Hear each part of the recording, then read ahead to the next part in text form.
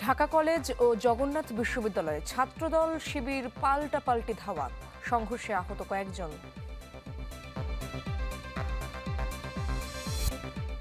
প্রধানমন্ত্রীর সাথে সৌদি যুবরাজের বিশেষ দূতের বৈঠক, বিভিন্ন সেক্টরে বিনিয়োগে আগ্রহী রিয়াদ।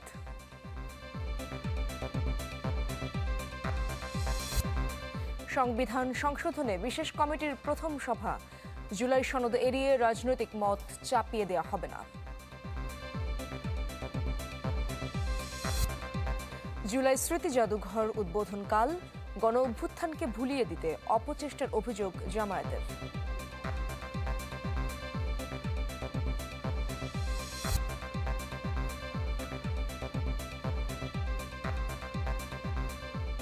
আমন্ত্রণ চ্যানেল 24-এর বিকেল 4টার খবরে। শুনছিলেন একেএস সংবাদ শিরোনাম।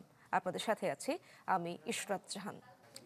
ঢাকা কলেজ ও জগন্নাথ বিশ্ববিদ্যালয়ে ছাত্রদল শিবিরের মধ্যে সংঘর্ষ হয়েছে, এতে আহত হয়েছে 7 জন। এ নিয়ে আরও খবরাখবর জানার চেষ্টা করব। ঢাকা কলেজ থেকে যুক্ত হচ্ছেন সহকর্মী নাফিউল ইসলাম লিঙ্কন।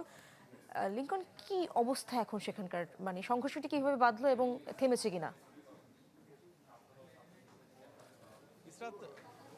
ঠিক দুপুর 1:30 নাগাদ ঢাকা কলেজের ছাত্র দলের একটি কর্মী সভা চলছিল, আমরা যতদূর জেনেছি, এবং ছাত্র দলের মুখ্য কথা শুনেছি।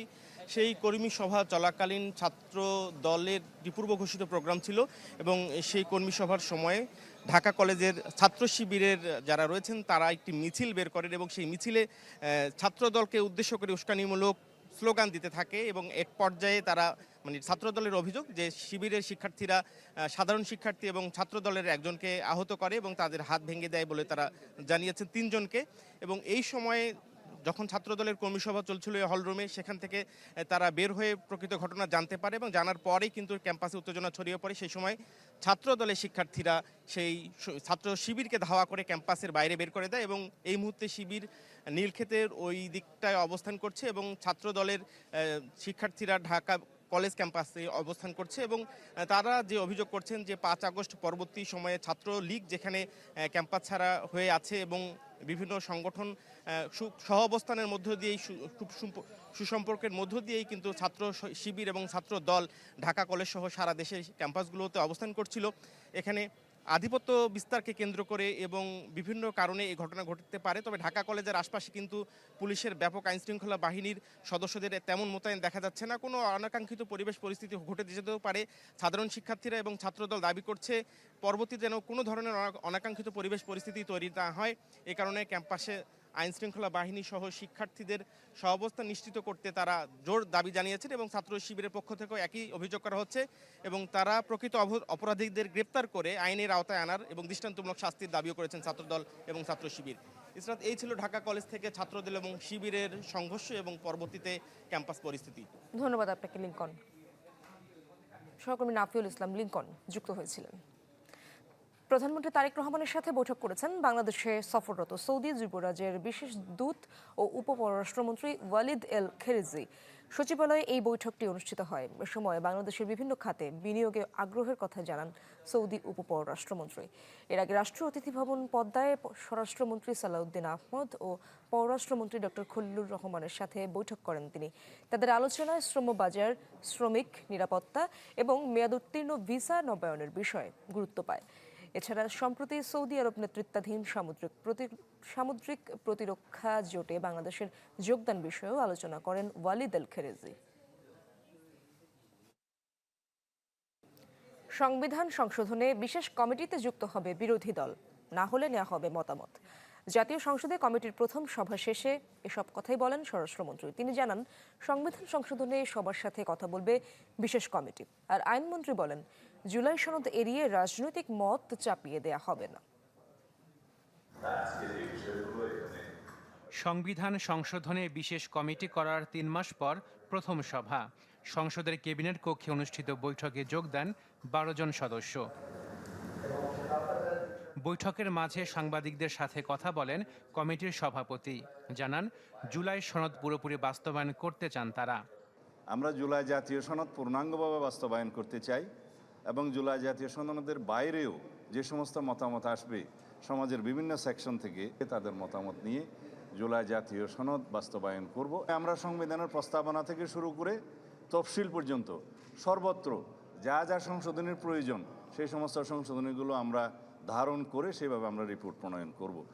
তার আশা, কমিটিতে যুক্ত হবে বিরোধী দলও। শেষ পর্যন্ত সেটি না হলে নেওয়া হবে মতামত। নাম যদি নাও দেয়, আমরা সকল বিরোধী দলীয় যারা দল আছেন, সদস্য আছেন, তাদের সকলের পরামর্শ আমরা গ্রহণ করব। তারা যদি মিটিংয়ে এসে দেয় ভালো, মিটিংয়ের বাইরে দিলেও আমরা সেটা গ্রহণ করব লিখিতভাবে যদি দেয়।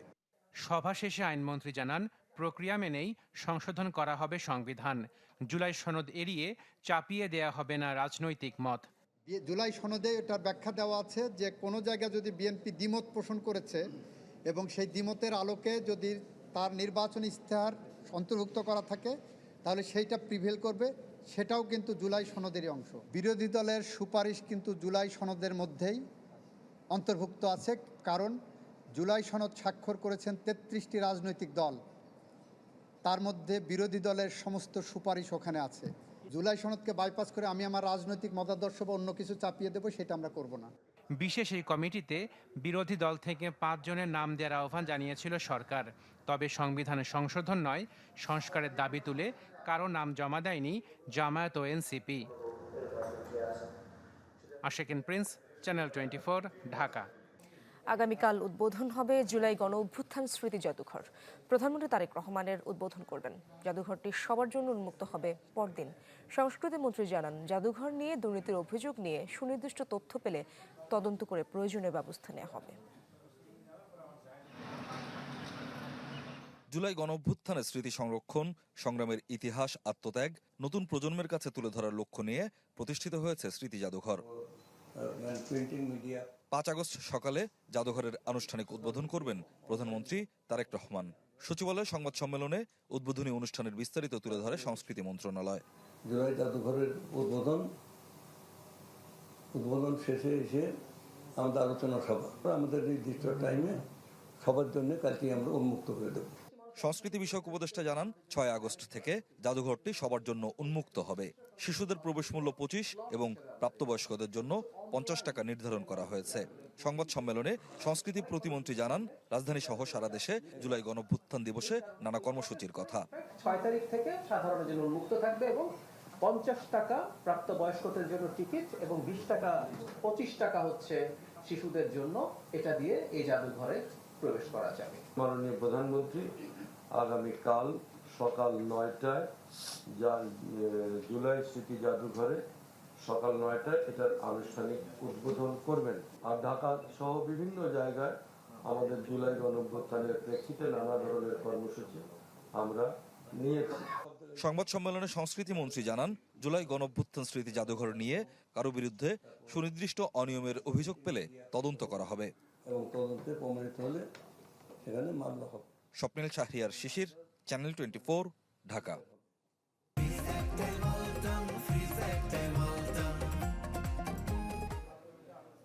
জুলাই গণঅভ্যুত্থানকে ভুলিয়ে দেওয়ার অপচেষ্টা চলছে, তবে জনগণকে সাথে নিয়ে তা তছনছ করে দেওয়ার হুঁশিয়ারি দিয়েছেন জামায়াত আমির ডক্টর শফিকুর রহমান। রাজধানীর সিরডাপ মিলনায়তনে এক অনুষ্ঠানে এসব কথাই বলেন তিনি। এখানে কোনো রাজনৈতিক দলের কোনো কৃতিত্ব নাই।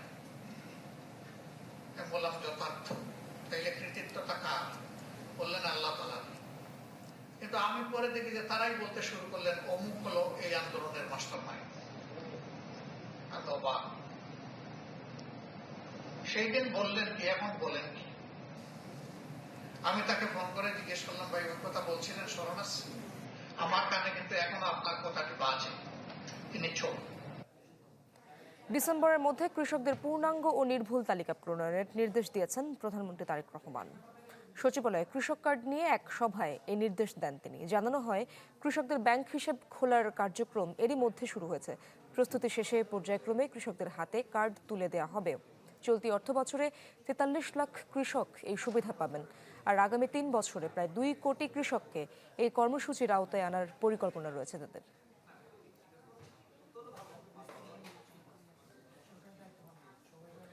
আদালতের নির্দেশ অমান্য করে শেখ হাসিনার বক্তব্য প্রচার করলে তার বিরুদ্ধে ব্যবস্থা নেওয়া হবে। সচিবালয় ব্রিফিংয়ে একথা বলেন প্রধানমন্ত্রীর তথ্য ও সম্প্রচার উপদেষ্টা ডক্টর জাহিদুর রহমান। আনলেস আদালত এরকম একটা রায় দিচ্ছে, এটা মেনে চলা প্রত্যেকটা প্রতিষ্ঠান, প্রত্যেকটা ব্যক্তির জন্য কর্তব্য। এবং সরকারের কাজ হচ্ছে আদালতে যে সিদ্ধান্ত আছে সেটা এক্সিকিউটেড হচ্ছে কিনা। সরকার তো এক্সিকিউটিভ, সে সেটা ব্যাপারে ব্যবস্থা নেবে। লিস্ট নৈতিক শক্তি লাগে একটা ফাইট করার জন্য, ভাড়াটে কিছু মানুষ দিয়ে আসলে কিছু হবে না। এই সরকার কোনো জিওপলিটিক্যাল সমস্যায় নেই, বরং আমি বলবো যে সরকার তার সব দিকে সবার সাথে, তার জনগণ এবং রাষ্ট্রের স্বার্থে তার সম্পর্ক তৈরি করছে। 2 সপ্তাহ পরও রাজধানীতে কাটেনি গ্যাস সংকট। বিভিন্ন সিএনজি ফিলিং স্টেশন ঘুরে দেখা যায় চাপ কম থাকায় গাড়িতে গ্যাস নিতে স্বাভাবিকের চেয়ে বেশি সময় লাগছে চালকদের। তবুও চাহিদা মতো মিলছে না জ্বালানি, ফলে দীর্ঘ হচ্ছে যানবাহনের সারি। কর্মঘণ্টার অপচয় কমিয়ে পরিবহন খাতকে সচল রাখতে দ্রুত ও নিরবচ্ছিন্ন গ্যাস সরবরাহ নিশ্চিত করার দাবি জানিয়েছেন চালক ও যাত্রীরা। তাদের মতে সংকট দীর্ঘায়িত হলে এর প্রভাব শুধু পরিবহন খাতেই নয়, সামগ্রিক অর্থনীতিতেও পড়বে। গ্যাস সংকটে সবচেয়ে বেশি বিপাকে পড়েছেন সিএনজি চালিত যানবাহনের চালকরা।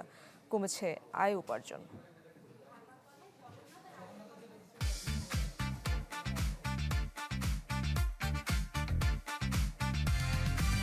ভুলে যাও বোরিং ব্রেক, লাইফ কে দাও অন ট্র্যাক, মুভি নাইট বা আড্ডাতে ভাইব হোক কাপে কাপে। It's a noodles, fun RFS, cup noodles, amazing taste. It's a noodles, enjoy the best. Let's vibe.